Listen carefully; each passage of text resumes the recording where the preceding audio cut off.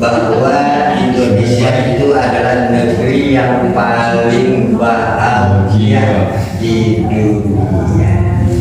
Ini disampaikan langsung oleh Presiden Republik Indonesia. Kita sekarang bahagia nggak, Bu? Bahagia.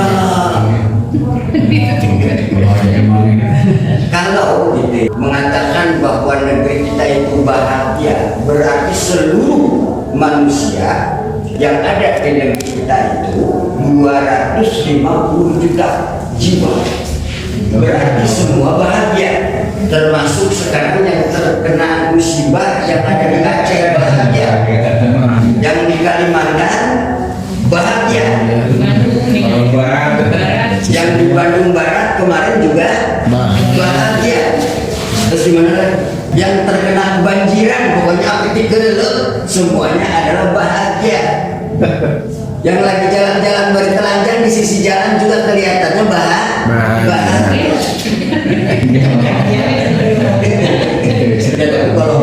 Kalau ngomongnya begini mah, di negeri kita itu hanya keluarga Kang Bobi yang bahagia, wajar. Berarti keluarga Kang Bobi, Kang Bobi na istrina anaknya bahagia saja.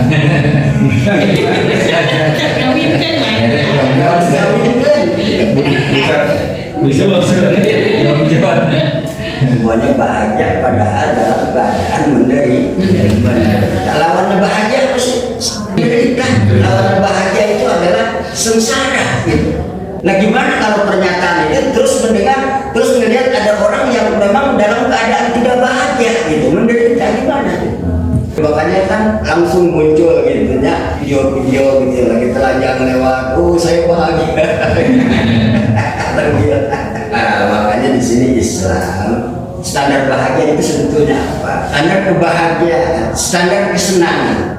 Kalau sekuler mas standar kebahagiaan itu kan materi, duit, harta. Orang banyak duit itu bahagia, kan ilmunya. Tapi apanya? Kendaraannya bagus apa enggak? Duitnya banyak apa enggak?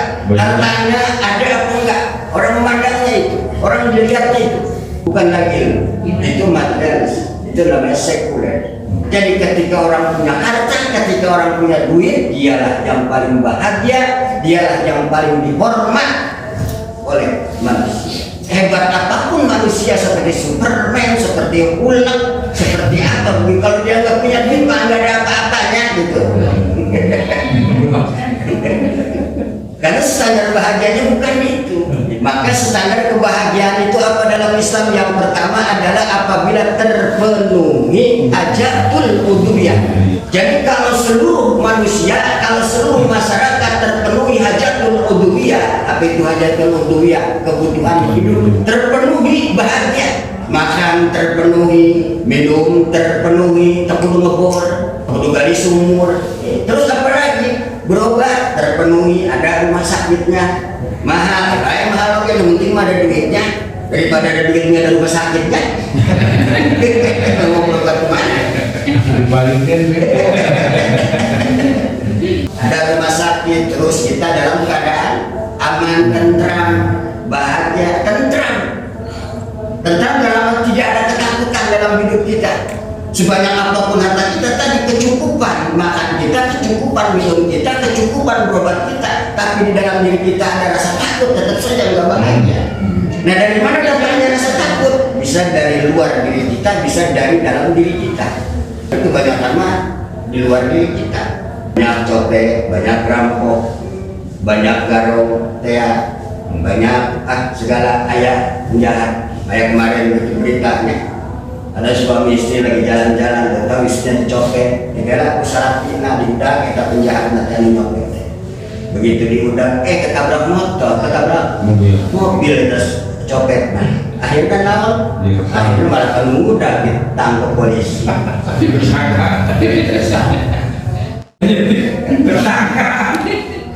Naon ngelawan jadi tersangka? Wah, pemikiran. Minggu jalan dan salah kita, ayo nyopet antep enggak bu? Kasihkan ya. Kasihkan. Begitu salah kita mudah mentong. sudah kembali.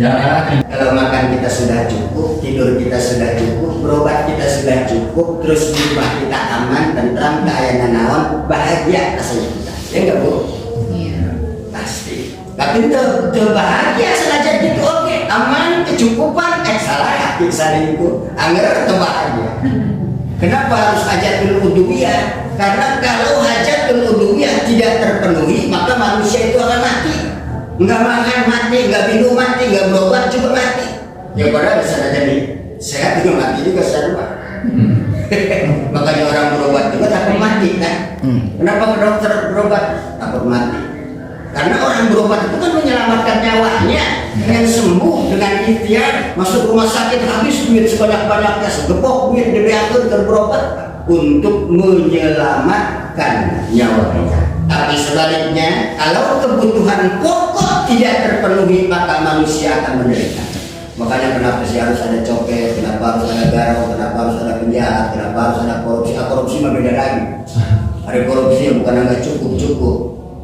Banyak gaji yang cukup, terus rata. Menderita manusia kalau kebutuhan itu tadi disebutkan tidak terpenuhi, menderita. Kanjeng Nabi dulu ketika beliau itu berdakwah pada tahun ke-10 kenabian diboikot oleh orang-orang kafir Quraisy. Mengapa diboikot? Tujuannya adalah supaya Kanjeng Nabi itu menderita, enggak bahagia. 2 tahun lamanya Kanjeng Nabi itu diboikot. Dalam pemboikotan itu enggak boleh ada makanan masuknya ke Mekah, sehingga banyak yang kelaparan, banyak yang kekurangan makanan, binatang pada ada yang meninggal, ada yang mati, binatang mulai meninggal mati. Menderita, dibuat menderita. Apa tujuan dibuat menderita? Untuk supaya nyerah Nabi. Saya nyerah. Sok kumaha Abu Jahal aja. Itu dia. Kalau sudah nyerah, kalau sudah menderita Islam dan bahagianya sebuah negeri, bahagianya sebuah masyarakat yang pertama adalah terpenuhinya kebutuhan hajatul uduwiyah. Yang kedua, tanda bahagia sebuah masyarakat atau sebuah negeri itu adalah terpenuhinya warijah, terpenuhinya naluri. Karena kalau naluri tidak terpenuhi, maka akan apa? Akan gelisah. Kalau nggak makan dari hajatul uduwiyah, manusia akan mati. Kalau tidak terpenuhi, apalagi makanan sudah ditahan, apa-apa mahal segala macam lalu sehingga banyak orang yang kelaparan. Ya, kalau naluri atau gorijah ini manusia kalau tidak terpenuhi, manusia itu akan gelisah. Maka harus dipenuhi naluri untuk berkasih sayang kepada sesama manusia. Jadi